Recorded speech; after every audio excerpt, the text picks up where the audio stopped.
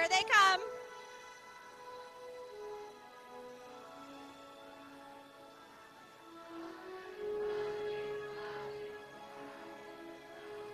Romney! Romney! Romney! Romney! Romney! Romney! Romney! Romney! Romney! Romney! Romney! Romney! Romney!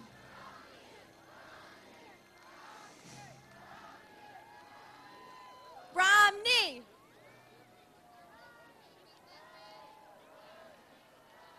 All right, we got to keep cheering. We got to let them know that Michigan is ready to welcome the comeback team.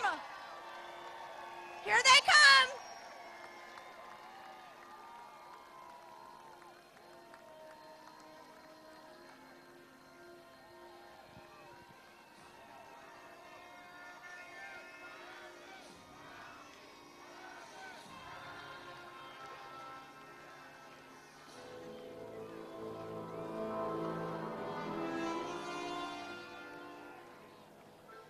I see them. I see them right in front of the bus. They're waving.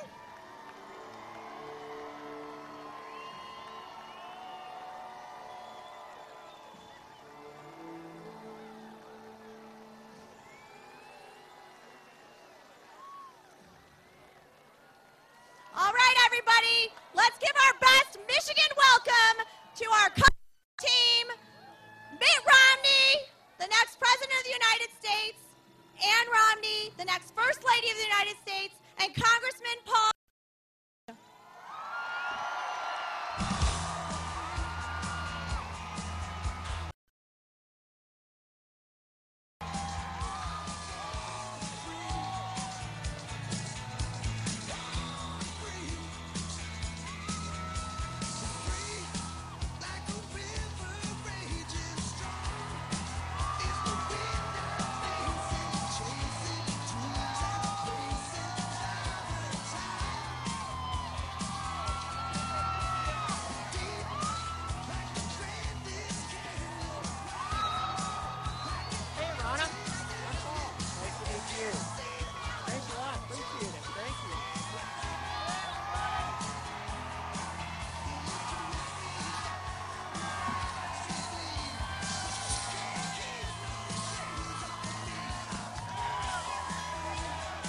Thank you, everybody. Wow. Oh, what a welcome. Man. Woo. This is great. Wow. Look how far back this goes. Wow. Ah.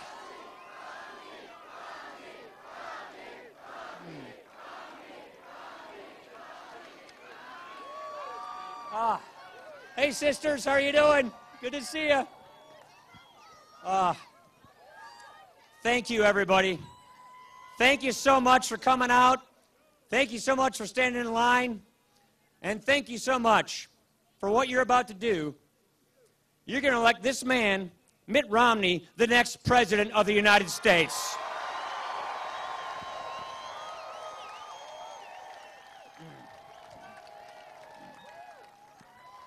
It is great to be back home in Big Ten country.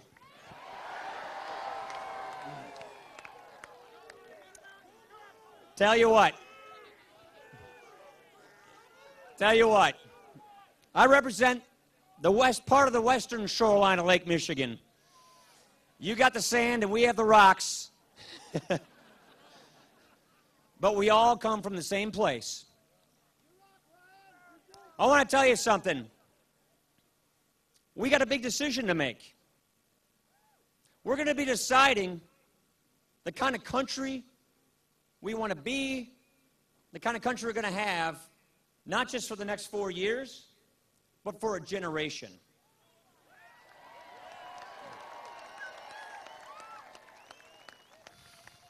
President Obama has put our nation on a path to debt, to doubt, and a nation in decline. And it's up to us to get this country back on the right track and to retrieve the American idea, and that is the kind of leadership that Mitt Romney is going to provide for our country.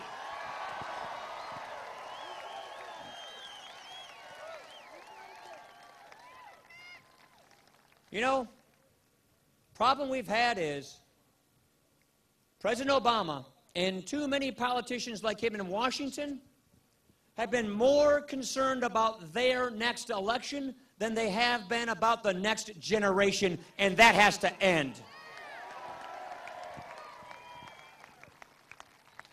And we need leaders. I see my buddy Pete Hoekstra over here.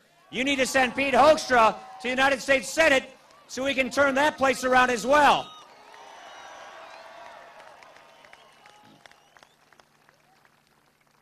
We will lead. We will honor you, Michiganders, our fellow citizens, by respecting you, by giving you a clear choice of two futures. We will not duck the tough issues. We will lead. We will not blame others. We will take responsibility. And we will not try to transform this country into something it was never intended to be. We will not try to replace our founding principles. We will reapply our founding principles.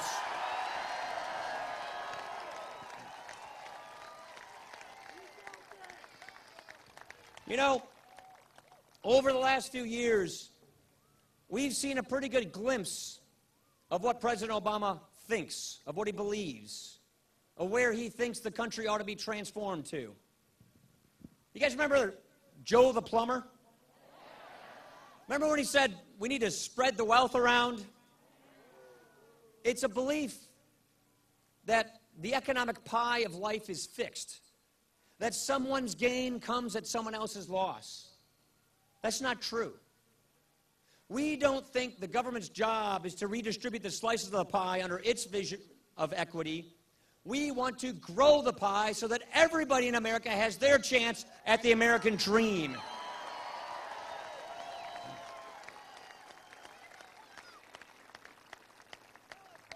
There is no other system in the history of Earth that has done more to help the poor, that has done more to give people the right to rise, to make something of their lives, than the American system of liberty and free enterprise, and we don't want to replace it. We want to renew that.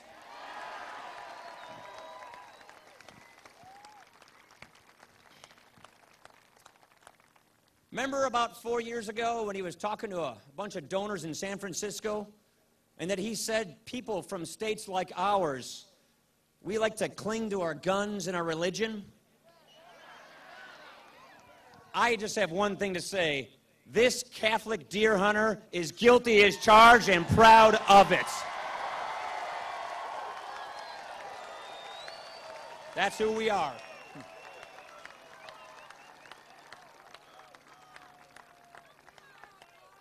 Or how about the doozy he gave just the other day in Roanoke, Virginia?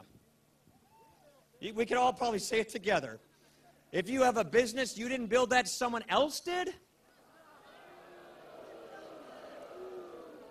No wonder our economy is where it is. No wonder 23 million Americans are struggling to find work. No wonder unemployment has been above 8% for 42 months. 9% here.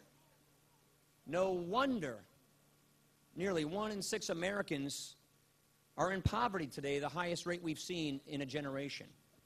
You see, the president's notion of a government-centered society with a government-driven economy where the government picks the winners and losers, it doesn't work. It's not working in Europe, and it's not going to work here. And the winner we need to get this back on track is Mitt Romney, and that's why we're going to get this country where it needs to be.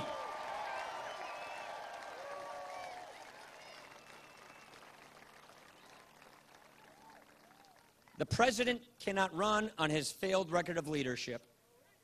And so he's going to try and divide us. He's going to distort, distract, demagogue to try and get people to vote for him by default. We're not going to fall for that, and neither are you. We're going to give the country an alternative vision. We're going to give the country a choice of two futures that shows exactly how we can reaffirm our country, its greatness, the American ideal.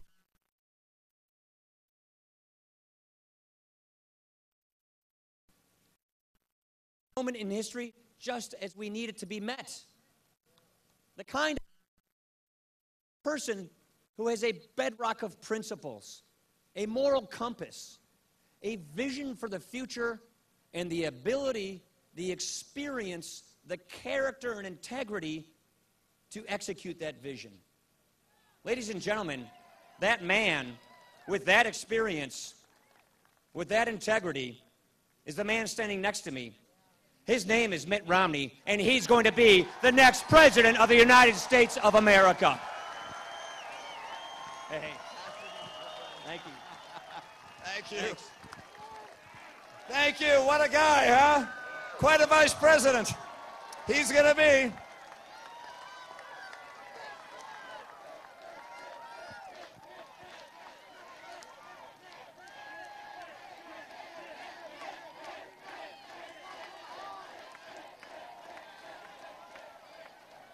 What a welcome. You have touched Ann and my hearts.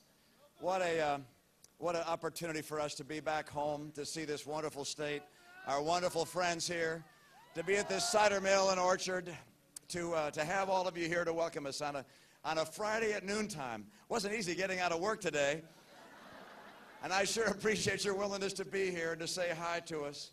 It brings a tear to my eye. It makes us recognize just how important you feel this election is, as we do. I brought with me two people I'm very attached to. One is the one I've been in love with for all my life, it seems. And Ronna introduced her to you, but you know, I saw Ann in elementary school. I think she was in the second grade when I was in the fourth grade, and I didn't pay much attention to her at that point. But when she was a sophomore in high school, I noticed again. And this time I paid a lot of attention.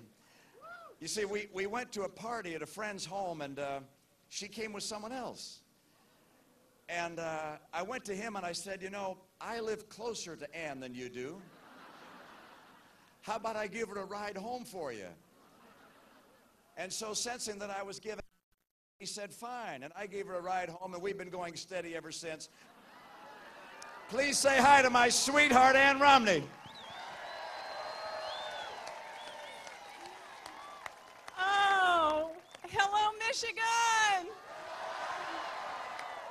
I love coming to a place where I put up my hand and everybody knows what that means. So Mitt and I grew up here. We fell in love here. And this is a special place for us, and we want to have a big W next to Michigan in November.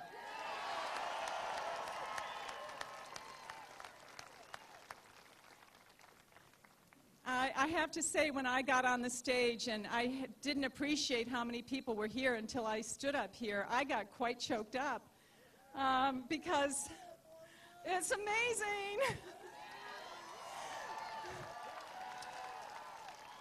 It's amazing that people in Michigan have not forgotten the promise of America. And the promise of Mitt's father and my father, who made their livings here and who came here. Both of our fathers came here and made their livelihoods here. And they came from nothing. And we know that we offer that promise to the next generation, and that's why I get such a response from so many women across this nation that say to me, number one, I'm praying for you, Ann. I love that. And number two, it's like, please tell Mitt he's got to save the country. And that's what we're here to do. We are going to save the country for your children so that they can have the same promise that we had as children. I feel as though we're standing on great shoulders, coming here to the state of Michigan, knowing that George Romney is an institution in this state. How much we love that man, and how I owe so much to our life, to the powerful example that he gave of service. So we're standing on his shoulders today, and we're going to make Michigan proud and George Romney proud, and I can't wait for you to hear how Mitt's going to lead America to a better place. Thank you so much.